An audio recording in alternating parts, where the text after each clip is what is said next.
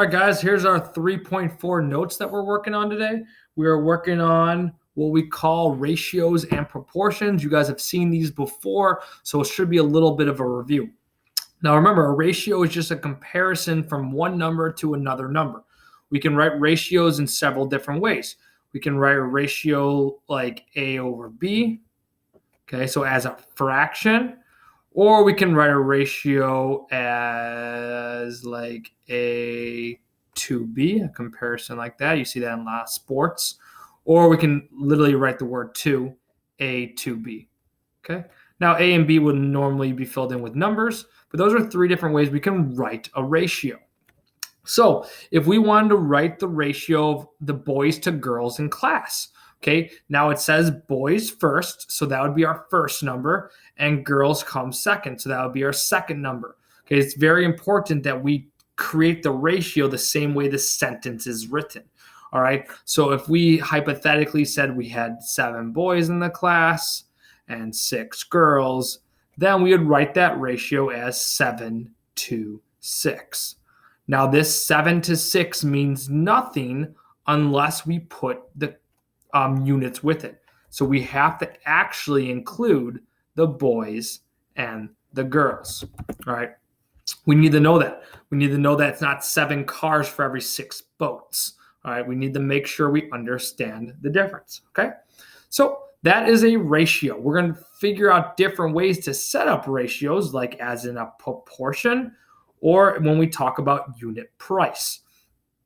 So Halloween was last week. When you guys went shopping for Halloween candy, you'll notice that it might have been 7, 10, 12, 15 bucks a bag. All right. This week, it's definitely on sale because the Halloween's over, so candy is always a cheaper price. All right. So that was a great example of you pay a certain amount of money per candy bar. In this example right here, we're talking about how much ounces there is in each cereal box. So we have a cereal box that costs $2.69 for only 12 ounces. But we also have a cereal box that costs $3.49 for 16 ounces. So we want to use some ratios to find out which one is actually the cheaper price. So what we're going to do here is we're going to take $2.69 and we're going to divide that by 12 to find out how much it costs for a single ounce, for 1 ounce of food. And we're going to do the same thing over here. We're going to take $3.49 and we're going to divide that by 16 to find out what that cereal box cost per single ounce. Okay, so I'm going to go ahead and take out my calculator and I'm going to plug those two in. I'm going to take $2.69 and I'm going to divide that by 12 to get 22 cents. So I'm going to get 22 cents. I'm going to put a text box in actually. 0.22 cents per ounce. Okay, OZ. And now I got to go over here and find out the same thing.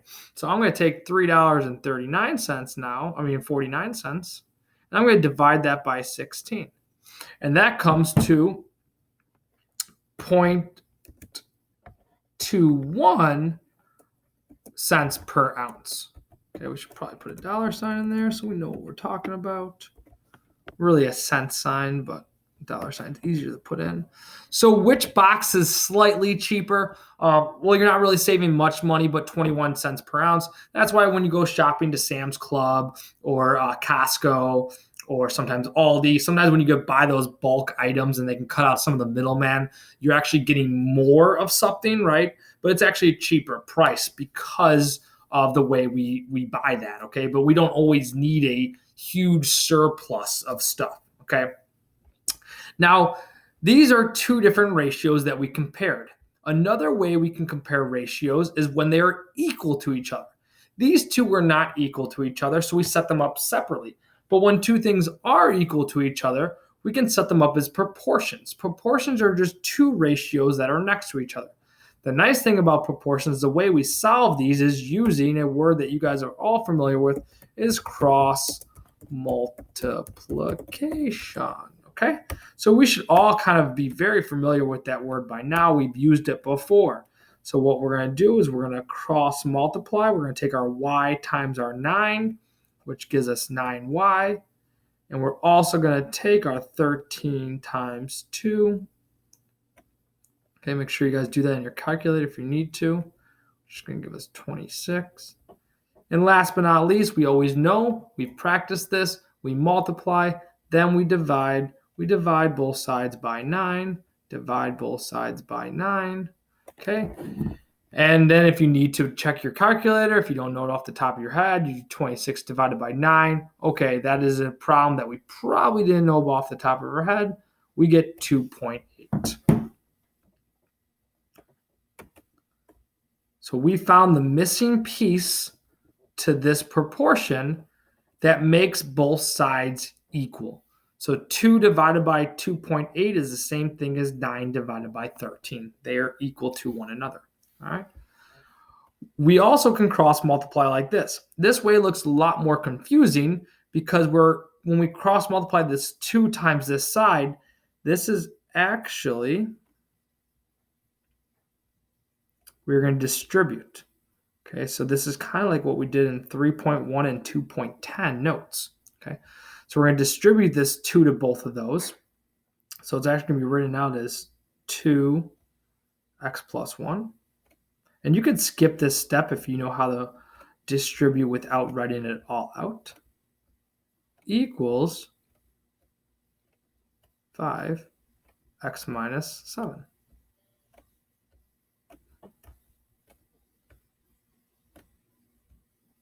Go ahead and we distribute these now. So we end up getting, and we'll end up distributing these. And I'm going to give you what we get down here. So we'll get 2 times x is 2x plus 2 equals 5 times x is 5x. And then careful, that is 5 times, that is a negative 7. So that's going to be minus 35, okay?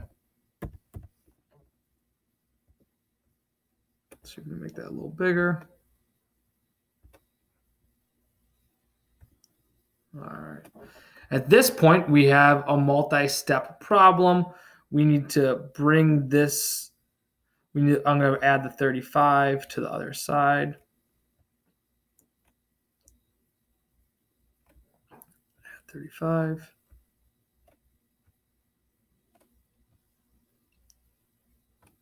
All right. Sorry if I'm running out of room here. Those should cross out. I'm left with 2x. I'm going to write it up here, guys. Sorry, 2x. 35 plus 2, 5, 6, 7 plus 37 equals 5x. Oh no, I'm running out of room. This touchpad is so tough. There you go. All right, and now I'm going to subtract 2x from both sides because I always have to isolate my variable. Bring it on over.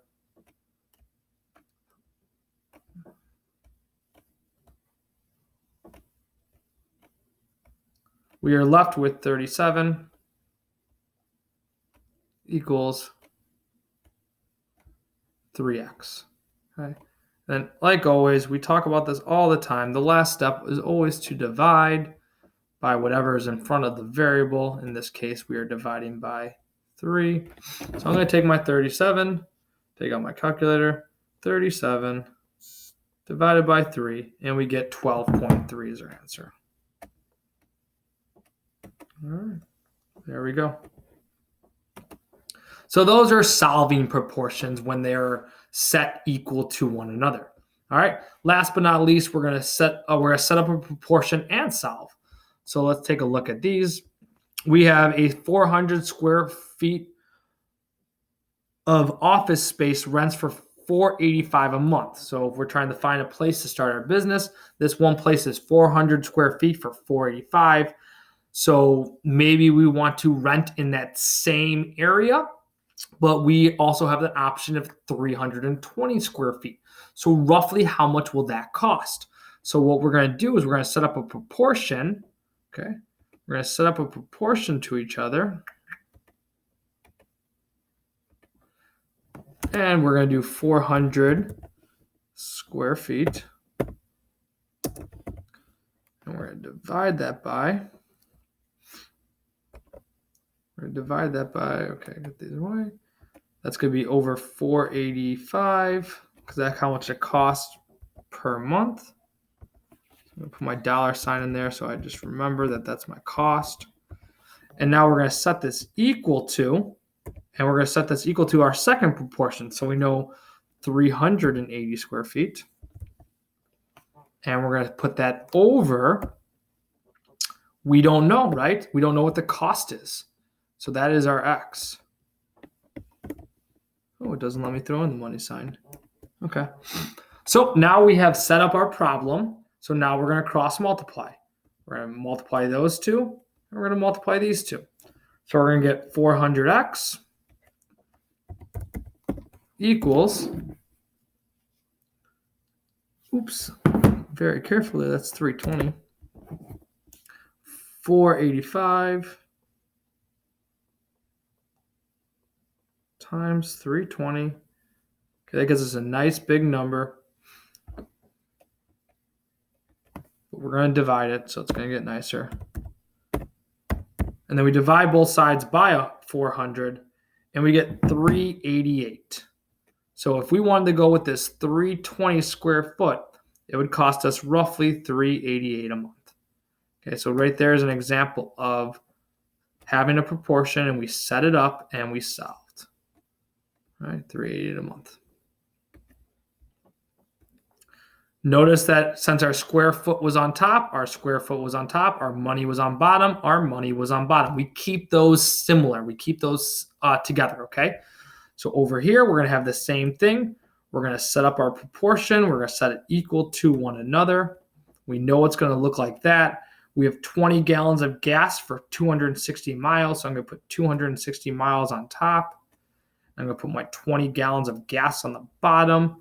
If you want to flip those, that is fine. If you want to put 20 on the top and 260 on the bottom, does not matter, as long as the second side is the exact same.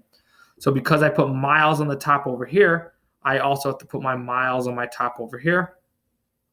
And we want to know, when we're flying 400 miles, how much gallons of gas are we going to use? That is our unknown, so that is our X. At this point, we can go ahead and cross multiply. 260 times X is 260X equals, and then 400 times 20. 400 times 20 is 8,000. And then last but not least, we will divide both sides by the number to find out how many gallons of gas will it take to fly 400 miles. Okay. So remember, don't forget units. So equals, divide by 260, and we get 30.78. So we get 30.78 gallons. And that is our answer. Don't forget units. We want to know that those are gallons we're talking about. We're talking about dollars up here.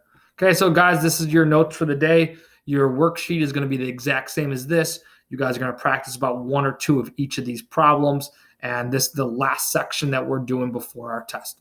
So please let me know if you guys have questions.